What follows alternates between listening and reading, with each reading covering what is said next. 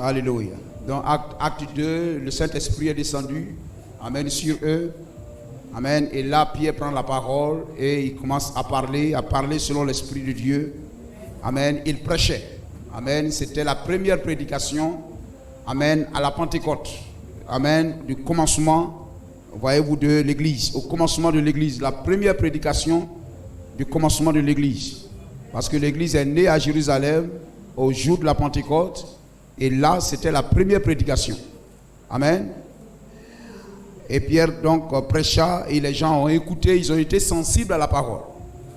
Après avoir entendu ce discours, amen, qui était donc une prédication, il eut le cœur vivement sensible, vivement touché.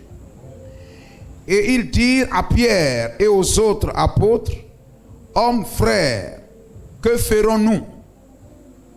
Pierre leur dit, repentez-vous et que chacun de vous soit baptisé au nom de Jésus-Christ pour le pardon de vos péchés et vous recevrez le don du Saint-Esprit.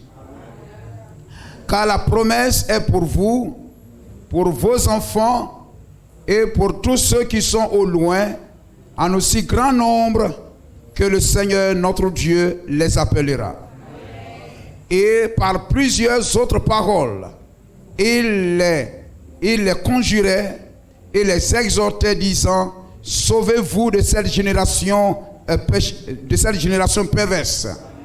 Et ceux qui acceptaient la parole, ceux qui acceptaient sa parole furent baptisés. Et en ce jour-là, le nombre des disciples s'augmenta. Amen. Donc on passe de 12 et peut-être plus avant, le nombre des disciples augmente. Gloire au Seigneur. Le nombre des disciples s'augmenta d'environ 3000 âmes. Ils persévéraient dans l'enseignement des apôtres, dans la communion fraternelle, dans la fraction du pain et dans les prières. Romains chapitre 6, le verset 4. Ignorez-vous que nous tous qui avons été baptisés en Jésus-Christ, c'est en sa mort que nous avons été baptisés. Nous avons donc été ensevelis. Amen. Été ensevelis avec lui par le baptême en sa mort, afin que comme Christ est ressuscité des morts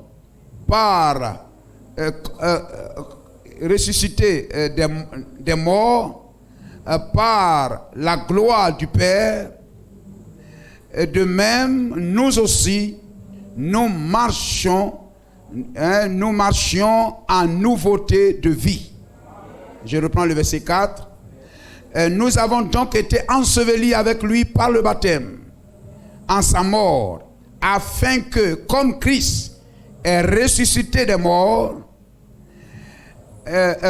par la gloire du Père, de même nous aussi nous marchions en nouveauté de vie. Ajoute tes grâces et tes bénédictions à ta parole dans le nom de Jésus-Christ. Amen. Baptisé pour quel but? Gloire à Jésus-Christ. Amen. Il faut, Dieu nous donne, si nous n'oublions pas à chaque fois que, voyez-vous, nous aurons à baptiser, que nous puissions revenir sur ces choses. Amen. Afin que le candidat au baptême, amen, prenne la pleine mesure de l'engagement, de la décision, amen, qu'il prend. Gloire au Seigneur. Amen. Parce que le baptême est une étape importante et essentielle. Amen. Parce que vous ne pouvez pas venir à l'église, amen, et être appelé chrétien sans être baptisé. Amen. Voyez-vous, le baptême du Saint-Esprit, comme la naissance terrestre de papa et de maman, nous introduit parmi les hommes, afin que nous vivions comme les hommes. Amen. Vous naissiez au milieu, vous n'êtes pas né, voyez-vous, parmi des chimpanzés, vous n'êtes pas né parmi des poussins, des coqs, vous n'êtes pas né parmi des poissons, mais vous naissez homme. Vous naissez au milieu des hommes, afin de vivre selon la loi des hommes. Gloire au Seigneur. Afin que quand vous marchez comme ça et comme ça, on vous dit non, un homme ne fait pas ça. Un homme ne fait pas ça. Donc, de par votre naissance humaine, vous naissez homme, femme, vous êtes né un être humain, vous êtes soumis aux lois, amen, aux lois humaines. Gloire à Jésus-Christ. Ainsi, lorsque, amen, par le baptême d'eau est aussi une naissance.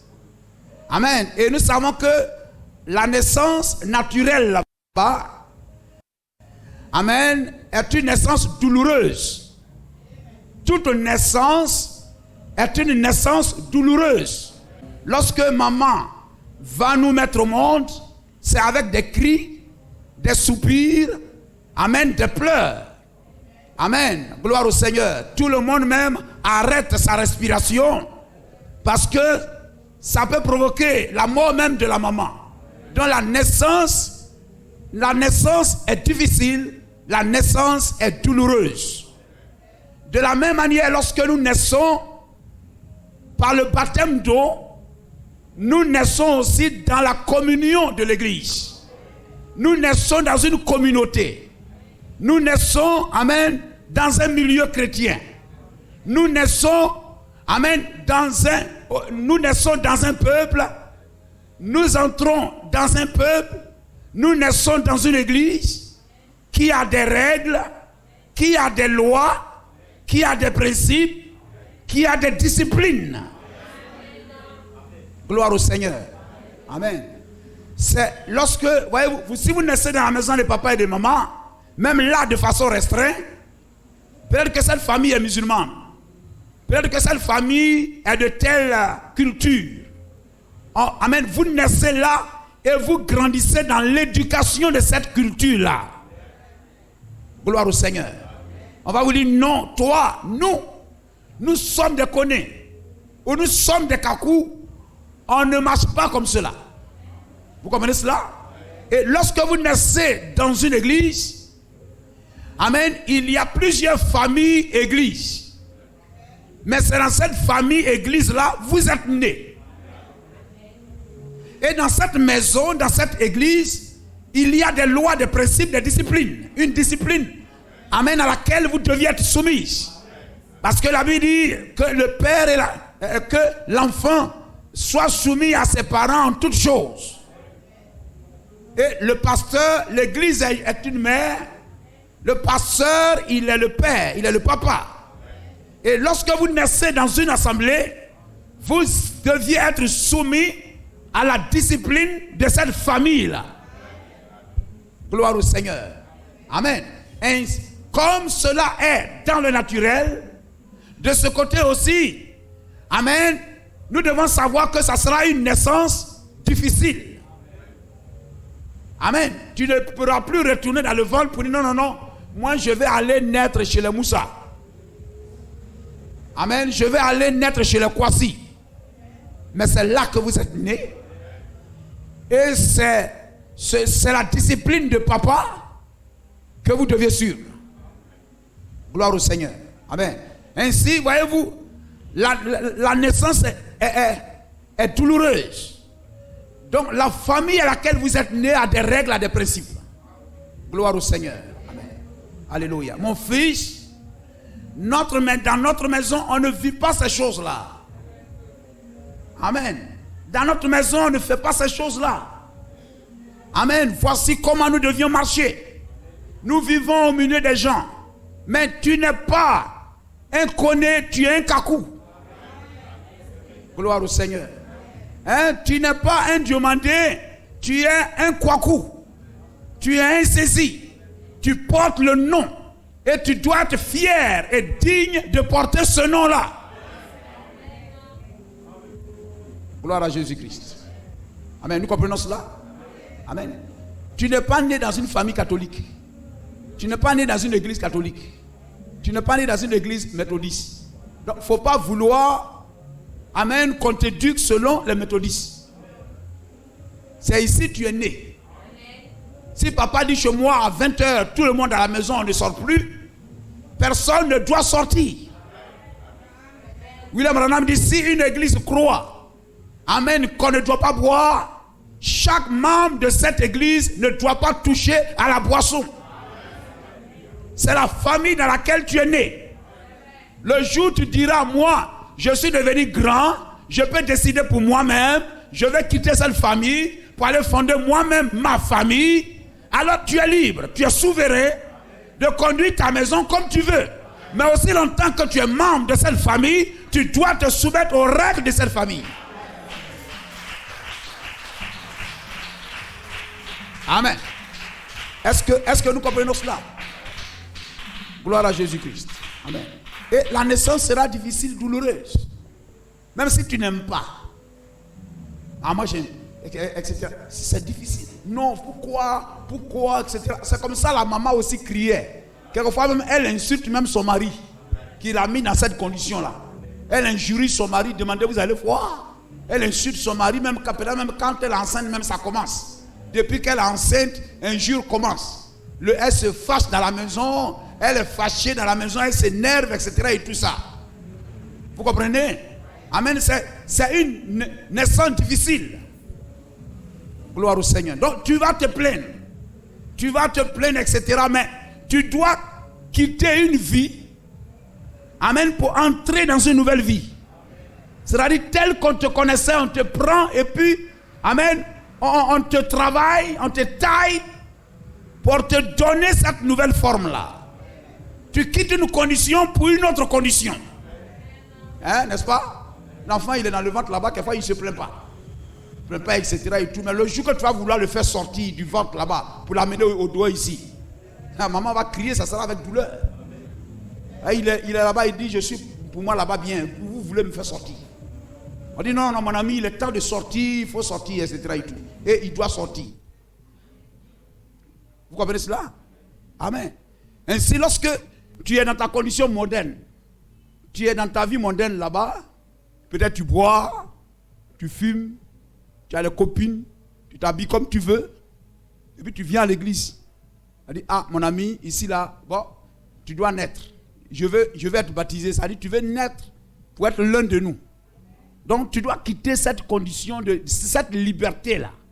Tu dois perdre cette liberté que tu as pour revêtir cette nouvelle liberté-là. Amen. Tu vas trouver que c'est difficile. C'est douloureux, etc. Mais, amen, si tu veux, soit tu meurs, tu retournes. On dit non, il est retourné.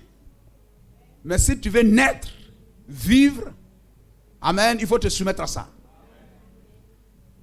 Amen. Donc la famille à laquelle on est né a des règles. On ne fait pas telle chose. Et chaque jour, on s'évertue de donner les conseils à la maison, de parler à la maison. On ne fait pas ça, on ne fait pas ça, on ne fait pas ça. Gloire au Seigneur. Et ici, c'est toi-même qui as décidé. Ce qui est merveilleux, c'est que c'est toi-même qui as décidé. Pour dire, moi, je veux naître dans cette famille-là. Amen. Et tu connais même les règles même de la famille. Et puis tu décides de porter le nom de cette famille. Amen. Là c'est encore plus coupable. Parce que là tu connais les lois. Tu connais tout ça. Puis tu dis, moi je vais naître. Je vais porter le nom de cette famille-là. Et puis on te dit, ah, dans la famille là on ne fait pas ça, on ne fait pas ça, on ne fait pas ça. Est-ce que tu veux t'inscrire ici? Il dit, oui, oui, oui. Je veux être membre de cette famille-là.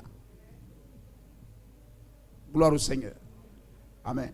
Donc, le baptême d'eau t'introduit dans une assemblée, dans une famille qui a des principes et des règles. Gloire au Seigneur. Amen. Et vous naissez dans cette famille-là. Et vous deviez marcher selon, amen, la vision de cette famille. Amen. C'est une naissance, donc ça ne sera pas facile. Mais vous deviez vivre. Vous deviez marcher comme cela. Amen. Et vous deviez avancer. Vous vous êtes comme un produit qu'on prend, amen, et qu'on doit donner une autre forme encore. Amen. Vous quittez le monde, vous rentrez ici, on vous taille, et après, il y a une deuxième naissance encore spirituelle. Le baptême du Saint-Esprit. Là-bas aussi, c'est une autre naissance. Gloire au Seigneur. Amen. Et c'est un filtrage. Ça filtre. Pour quitter le monde, pour entrer ici, beaucoup vont retourner. Mais toi, tu continues ton voyage. Gloire au Seigneur. Et on t'appelle frère. Parce que tu n'es pas encore baptisé d'eau. Si on t'appelle frère, c'est qu'on te donne crédit. C'est crédit, on te donne. On pense que demain, tu vas te faire baptiser. Et puis bon, voilà, c'est comme si tu remboursais crédit là. Gloire au Seigneur. Amen. Et voyez-vous, amen, c'est un tri. Donc, beaucoup sont partis, mais toi, tu es resté. Tu continues. Amen. Et pour naître, amen, dans le royaume de Dieu. Amen. Peut-être, la Bible dit, il y a beaucoup d'appelés, mais il y a peu d'élus. Amen. Et cela demande encore une violence sur soi. Cela demande encore une marche, amen, plus consacrée encore. Amen. Quelquefois, lorsque vous venez, pourquoi on vous baptise, on ne vous pose pas trop de conditions. On ne dit pas, est-ce que tu bois? Oui, je bois. Il faut arrêter de boire avant de te faire baptiser. Non. C'est-à-dire, tu bois, tu vis n'importe comment, mais tu viens, tu dis, moi, je veux changer ma vie, je veux donner ma vie à Jésus-Christ, je veux marcher selon sa parole. Vous comprenez cela? Tu prends la décision et puis on te baptise. Amen. Mais lorsque tu te baptises, tu dois maintenant vivre ça. Amen. Pour pouvoir naître de nouveau, il faut vivre la sanctification. Amen. On ne te demande pas une vie de sanctification avant de te baptiser. Mais quand on te baptise, tu dois vivre la vie de sanctification pour avoir le baptême du Saint-Esprit. Amen. Donc prends l'engagement, c'est difficile. Pour avoir le baptême du Saint-Esprit, c'est encore difficile. Béni soit le nom du Seigneur. Amen. Et voyez-vous, beaucoup viennent, beaucoup sont venus. Nous avons baptisé, amen, beaucoup. Mais beaucoup ne sont pas restés. Gloire au Seigneur. Amen. C'est un peu comme une femme qui fait beaucoup d'enfants. Et puis elle a fait le funérailles de tous ses enfants. Amen. Alors il est bon que celui qui veut se faire baptiser, c'est-à-dire être net dans cette famille, et pour ne pas que cette famille passe son temps en train de faire les funérailles de ses enfants, il faudrait que ces enfants qui naissent là sachent que la famille dans laquelle tu décides de naître là, il y a une manière de marcher, il y a une manière de vivre. Gloire au Seigneur. Parce que beaucoup viennent et trouvent la parole difficile. Donc vraiment c'est une sélection. Amen. On ne peut pas faire autrement. Gloire au Seigneur. On ne peut pas faire autrement. Nous sommes dans un âge, il y a les choses qu'on prêche aujourd'hui, en 1800 ou en 1700 ou bien au début des chrétiens là-bas, ça on ne prêcherait pas parce que les gens vivent ça naturellement. Vous comprenez cela? Vous n'allez pas aller dire là-bas une femme, il ne faut pas avoir porter pantalon. Elle ne portait pas. Amen. Aujourd'hui, si tu dis ça, c'est la même foi, la même parole. Si tu dis ça aujourd'hui, elles trouveront que c'est difficile. Mais hier, on ne prêchait même pas ça parce que les gens ne vivaient même pas ça. Hier, les chrétiens ne buvaient pas. Aujourd'hui, les gens boivent. Ils veulent rester chrétiens et puis boivent quand même. Amen. Elle veut être chrétienne et puis porter pantalon, se maquiller. Oh, hier, on ne faisait pas ça. Vous comprenez cela? Amen. William Branham dit, il n'y a pas un âge plus séduisant que l'âge dans lequel nous vivons aujourd'hui. Nous nous faisons baptiser pour la rémission de nos péchés. D'abord, on se fait baptiser, amen, parce qu'on croit, c'est-à-dire parce qu'on se fait baptiser pour obéir à la parole, c'est-à-dire comment vous dites cela? C'est une double obéissance. Amen. Le baptême est une obéissance à la parole. Amen. Et on se fait baptiser pour obéir aussi à la parole. Gloire au Seigneur. Amen. Le baptême est une application de la parole. Le fait de me faire baptiser, j'applique la parole. Et je me fais aussi baptiser pour appliquer la parole. Gloire à Jésus-Christ. Donc le baptême d'eau ne met pas fin, amen, à une vie de consécration. Vous comprenez cela? Amen. Je me fais baptiser pour vivre encore plus la parole de Dieu. Amen. Pour marcher encore, amen, plus sincèrement avec la parole. Gloire à Jésus-Christ. Vous comprenez cela? Amen. Et voyez-vous, je me fais baptiser. On a lu dans Actes chapitre 2, là-bas, pour la rémission de mes péchés. La Bible dit, repentez-vous et soyez baptisés pour la rémission de vos péchés. Amen. Je me fais baptiser, je me suis repenti, je me fais baptiser pour que mes péchés soient ôtés. Donc, celui qui n'est pas baptisé doit savoir que bien que Christ soit mort, aussi longtemps que tu n'es pas encore baptisé, tes péchés sont encore sur toi. N'est-ce pas? Amen. Que vous le voulez ou pas, c'est la parole. Repentez-vous et soyez baptisés dans le nom de Jésus-Christ pour le pardon de vos péchés. Amen. Est-ce que tu t'es repenti? Est-ce que tu es baptisé? Non. Donc tes péchés ne sont pas encore ôtés. Amen. Mais je me repens et je me fais baptiser. Amen. Pour le pardon de mes péchés. Gloire à Jésus-Christ. Béni soit le nom du Seigneur. Amen. Le baptême, parce que voyez-vous, pour la rémission des péchés, amen, le baptême est une application de la parole en vue d'appliquer. Je me fais aussi baptiser pour la rémission de mes péchés. Amen. Le baptême aussi m'introduit dans un exode, dans un voyage. On a expliqué tout à l'heure. Amen. Vous recevez le baptême d'eau. Amen. Pour le baptême du Saint-Esprit. Amen. Pour une marche. Parce que la Bible dit, repentez-vous, soyez baptisés pour le pardon de vos péchés. Et vous recevrez le Saint-Esprit. Gloire au Seigneur. Amen. Donc pour la rémission des péchés, amen, je me fais baptiser parce que je veux la vie éternelle. Amen. Pour avoir la vie éternelle. Amen. Ainsi aussi je me fais baptiser. Amen. Pour être concerné par la cause. La cause de la parole. Parce que c'est lui-même qui me prêche la parole. A lui aussi un jour, il est entré dans ce message. Il a lui aussi été baptisé. Et aujourd'hui, il me prêche la parole de Dieu. Gloire au Seigneur. Amen. Donc moi aussi, j'entre dans le message. Pourquoi? Je me fais baptiser. Pourquoi? Moi aussi, j'ai une place. Moi aussi, j'ai une action à mener. Moi aussi, j'ai un travail à faire. Je suis venu, j'ai cru, je me suis fait baptiser, j'ai envoyé telle personne au Seigneur. J'ai parlé de la parole à telle personne, je l'ai aussi envoyé. Amen. Je fais ceci. Amen. Je sers le Seigneur faisant cela, faisant cela, faisant cela. Amen. Donc, je me fais baptiser.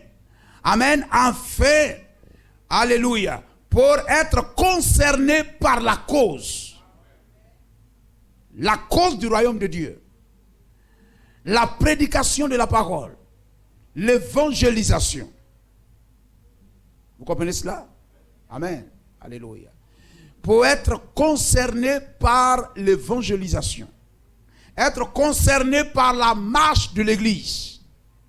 J'entre dans une famille et la condition de la famille doit m'interpeller aussi. doit me concerner aussi. Amen. Je suis né dans une famille, je suis enfant, je dois grandir. Et un jour, je peux peut-être prendre soin de cette famille-là. Cette famille a pris soin de moi hier. Et aujourd'hui, moi aussi, je prends soin de cette famille. Vous avez vu des filles qui entretiennent, qui lavent, qui nettoient leur maman. N'est-ce pas? Les choses se renversent. Hier, c'est elle que maman nettoyait. Et puis, un jour, maman devient vieille et c'est sa fille maintenant qui la nettoie. Gloire au Seigneur. Amen. Donc, j'entre dans l'église. Je prends mon baptême. On m'entretient avec la parole de Dieu. Demain, moi aussi, je dois entretenir d'autres personnes avec la parole de Dieu. Est-ce que nous comprenons cela? Je ne me fais pas baptiser pour être oisif, pour ne rien faire. Je dois avoir une place. Je dois faire quelque chose pour le royaume de Dieu. Je dois faire avancer le royaume de Dieu. Béni soit le nom de Jésus-Christ. Amen. Ainsi, voyez-vous, le baptême est un engagement. C'est un engagement qu'on prend. Tu t'engages pourquoi? Je m'engage à défendre la cause. Je m'engage à défendre la doctrine. Je m'engage à défendre l'église. Tout ce qui touche l'église me concerne. Je ne me mets pas dehors là-bas pour critiquer mon église. Je ne me mets pas dehors là-bas pour insulter mon papa et ma maman. Je ne me mets pas là-bas pour insulter mon frère. Regardez même dans le film de Joseph, je le cite souvent, ils étaient fâchés. Voyez-vous, les Jacob se battaient entre eux. Les Jacob se battaient entre eux. Jusqu'au point où ils ont dépassé la limite du palabre. Ils veulent vendre maintenant leur frère. Lorsque les Ismaélites ont pris Joseph, amené que Joseph se débattait, les Ismaélites l'ont tapé. Et si vous avez regardé le film, quand ils l'ont tapé, ses autres frères en groupe venaient. Gloire au Seigneur. Et puis arrivé un moment, ils ont freiné. Gloire au Seigneur. Donc je me fais baptiser pour défendre la cause, défendre l'église, défendre mes frères, défendre la parole. Je ne me fais pas baptiser pour que le pasteur devienne mon ennemi. Pour que mes frères et mes soeurs deviennent mon ennemi. Amen. Gloire au Seigneur. Même si mon église est dans l'erreur, peut-être que quelqu'un m'a dit quelque chose et je vois que mon pasteur il est dans l'erreur. Amen. Je ne viendrai pas frapper mon papa. Je ne viendrai pas l'insulter. Vous comprenez cela? Amen. Mais je viendrai, je le respecterai. Et je parlerai à papa. On va prendre 2 Timothée chapitre 2. 2 Timothée chapitre 2, versets 3 et 4. Amen. La Bible dit, nous avons été enrôlés. Nous sommes des soldats. Amen. Nous sommes des soldats. Et nous avons été engagés. Nous avons été enrôlés. Voilà. Souffre avec moi comme un bon soldat de Jésus-Christ. Chaque croyant dans une assemblée locale est soldat, amen, dans cette assemblée. Il est soldat de la parole et de cette assemblée. Vous ne vous mettez pas avec les gens pour jouer au Judas, pour poignarder le pasteur. Ils ont dit tuons Jérémie par la langue, pour insulter le pasteur, etc. Non. Gloire au Seigneur. Mais pour aider le pasteur, pour aider l'assemblée. Parce que nous supportons la cause, nous défendons la cause. Un bon soldat de Jésus-Christ, le verset 4, il n'est pas de soldat qui s'embarrasse. Il n'est pas de pasteur qui s'embarrasse des affaires de la vie s'il veut plaire à celui qui l'a enrôlé. Vous comprenez cela? Amen. Gloire au Seigneur. Le pasteur, quand il te baptise, il veut te voir avancer. Il veut te voir vivre la parole. c'est sa satisfaction. Il veut entendre que lorsque tu es à Boaké, à Bigyan, à Korogo, etc., à chaque fois un frère t'appelle ou bien le pasteur t'appelle, Shalom pasteur, Dieu vous bénisse, je salue les frères. Lorsque nous venons à l'église et qu'on se fait baptiser, on entre, on nous a recrutés, enrôlés, engagés pour que l'église puisse atteindre ses missions, atteindre ses objectifs. Que vous soyez sœurs, que vous soyez frères, vous avez une place. Gloire au Seigneur. Amen. Un moment doit arriver où nous sommes exercés comme une équipe qui fait ses entraînements. Et puis maintenant l'équipe est prête. Et puis on les prend et puis ça va jouer des matchs. Quelquefois toi qui entres, lorsque tu entres, tu as ta place. Les frères doivent, c'est-à-dire vous devez connaître la parole. Pouvoir expliquer à quelqu'un la parole. On est en train de, les soeurs sont en train de chanter, peut-être le pasteur est en train de prêcher. Quels sont ceux qui sont dans la foule là-bas se tournant, peut-être distribuant des tracts, distribuant des papiers pour dire voici, tenez ça. Et puis on dit mais ça c'est quoi, vous croyez à quoi, etc. Qui va leur parler? Il faut que ça soit des frères, ça soit des sœurs. Mais si les frères s'absentent, ils sont comme des Mongols, des gens qui sont désintéressés, ça ne les intéresse pas. Mais comment on peut faire ça? Donc à chaque fois que vous vous faites baptiser, Dieu soit béni, on a eu un frère de plus, on a eu un soldat de plus pour pouvoir atteindre nos objectifs. Amen. Gloire au Seigneur. Pour atteindre nos objectifs. Amen. Gloire au Seigneur. Donc on doit, lorsque vous chantez, vous devez savoir est-ce que la manière qu'on chante là, on peut aller évangéliser avec ça. Est-ce qu'on peut aller au château, dans un quartier là-bas, et puis on va faire ça. Est-ce que le chantre se dit, moi je suis prêt, on va aller dans tel quartier, et puis je vais aller conduire, etc. et tout ça. Le pasteur va prêcher, le pasteur va prier pour les malades. Est-ce que je suis à la hauteur? Est-ce que je suis prêt? Lorsque le chant conduit les cantiques, tu dois savoir ça. Qu'un jour, l'église doit sortir, aller dans un village, dans un quartier, aller évangéliser. Est-ce que si je conduis cantique là comme ça, est-ce que ça... Je m'en vais pour évangéliser. Et l'évangélisation, c'est comme je vais pour présenter mon produit. J'ai un produit que je vais présenter, afin que les gens puissent acheter par la foi, acheter ce produit-là. Mais si je présente mon produit, puis les gens passent, ça là... C'est les oreilles pourries. Toi, tu penses que ce n'est pas pourri. Mais lorsque on vient à l'église et puis on s'assoit pour regarder les gens comme ça, etc. Quel est ton objectif quand tu te fais baptiser? C'est pourquoi? Tu dois bien vivre pour honorer l'église, honorer Dieu. Tu dois bien vivre pour avoir le Saint-Esprit. Amen. Tu dois parler de Dieu pour montrer que tu crois. Tu dois venir en tout temps à l'église, connaître les cantiques. Amen. Donner la voix et les mains pour soutenir la cause. Afin de former une équipe. Pour enfin d'aller affronter les matchs avec assurance. Le petit groupe que Dieu nous a donné, qu'est-ce qu'on... Amen. Où est-ce que nous sommes arrivés? C'est ça. Regardez par exemple la guerre israélo-arabe, la première guerre entre Israël et puis les Arabes. Amen. Avec la Ligue arabe, hein, le 15 mai 1948. Ils ont décidé le 13 mai. Regardez Israël, petite nation. Ils étaient autour de 6 000. Israël était autour de 6 000 habitants. Les Arabes étaient plus du million. Ils tendaient vers 2 millions. Et ils avaient des armées très formées pour venir anéantir ce petit groupe-là. Ils ont dit, oh ça c'est rien. L'Égypte était là. L'Égypte, ils disaient quoi? La Syrie, le Liban, hein?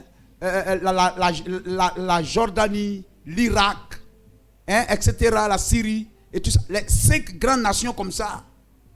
Hein? Comme les rois Kedolaomer là. 5 rois, etc. et tout pour attaquer Jacob, attaquer Abraham et tout ça.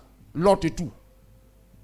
Mais c'était des nations aguerries à la guerre. Ils avaient les armes, ils avaient les chars et tout ça.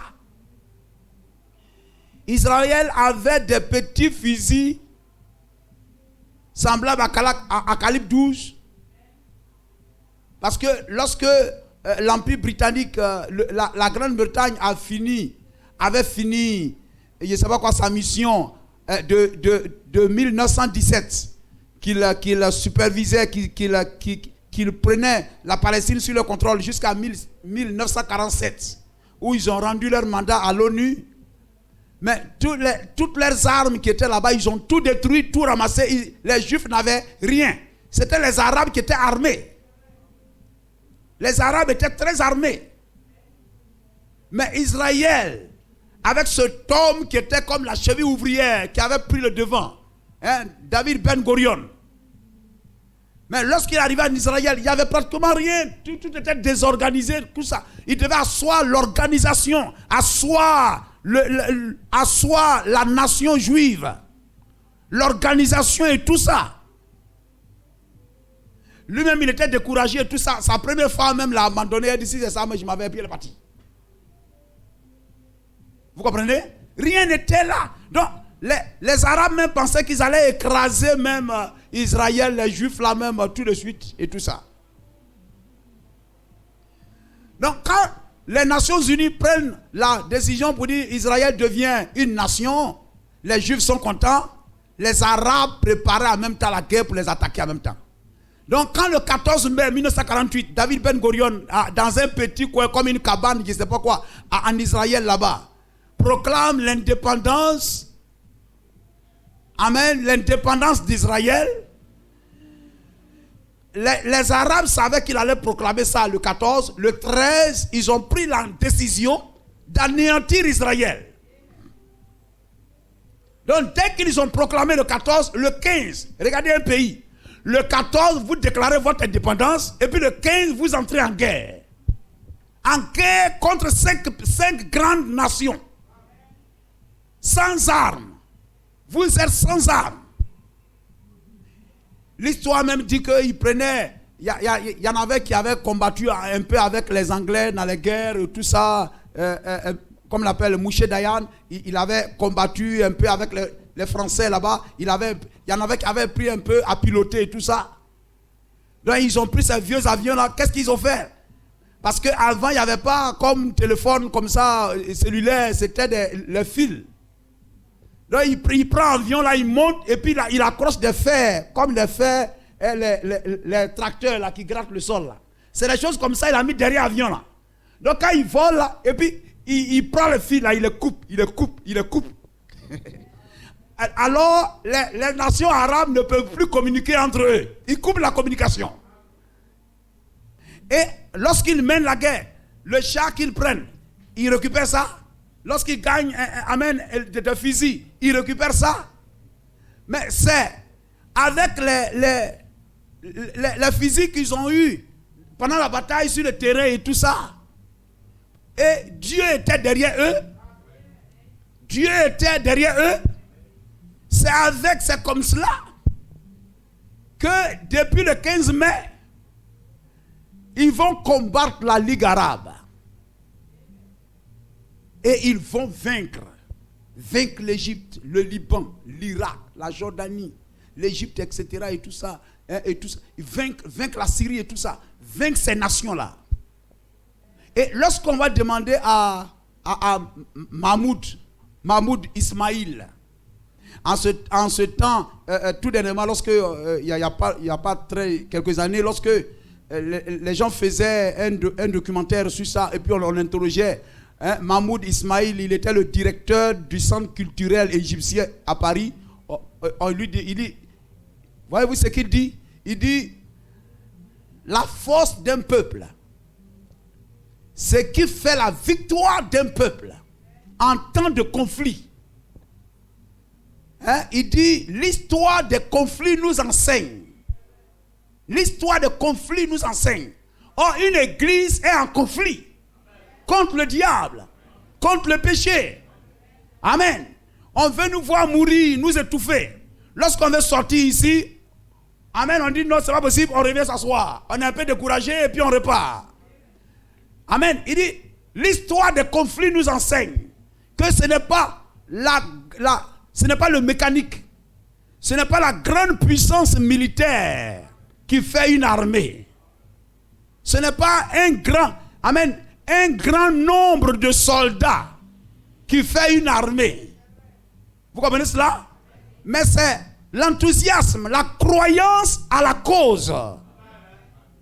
Il faut avoir de la hauteur convictionnelle et spirituelle. C'est ce que Israël avait, c'est-à-dire lui, Égyptien là. C'est comme ça, il dit c'est ça, Israël avait cette hauteur convictionnelle, ils étaient convaincus. Cette hauteur spirituelle. Ils avaient de l'enthousiasme par rapport à ce qu'ils croyaient. Ils croyaient à leur cause et ils avaient l'enthousiasme de voir leur nation vaincre. Ils croyaient à la cause juive. Amen. Alors c'est ça qui leur a donné la victoire. Alors que tous ces armées-là avaient des armes, des chars et tout ça, ces nations ont été vaincues. Ainsi, voyez, lorsque nous nous rassemblons, on ne regarde pas que nous sommes petits. Mais la Bible dit là où 2 ou 3 sont rassemblés en son nom. Nous devions chanter comme si on était 1000. À travers nos chants, on doit savoir que nous sommes fiers de croire ce message. Nous sommes fiers de croire ce message. Béni soit le nom de Jésus-Christ. Amen. Et voyez-vous, lorsque j'écoute un peu les serviteurs de Dieu, un peu ailleurs, etc., il dit, frère, le message que nous croyons est vrai. Les gens peuvent parler contre Kakou, etc., et tout ça, mais ce que je vous dis, c'est la vérité.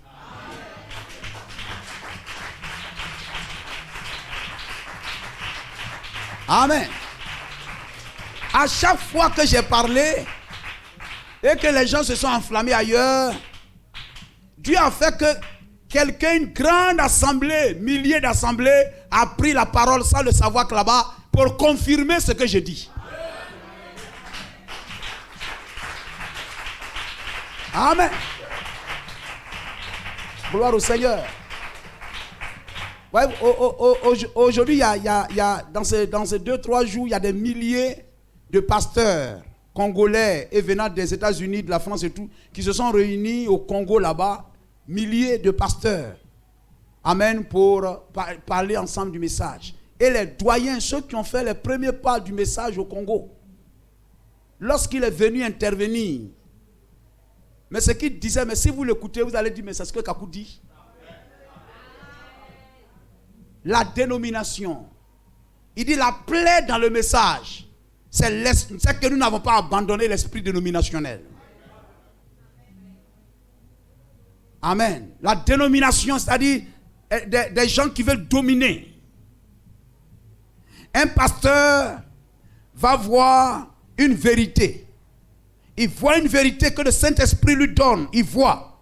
Mais s'il prêche ça, son ancien pasteur ne sera pas content. Donc s'il prêche ça, on va lui demander des comptes. Il dit voilà.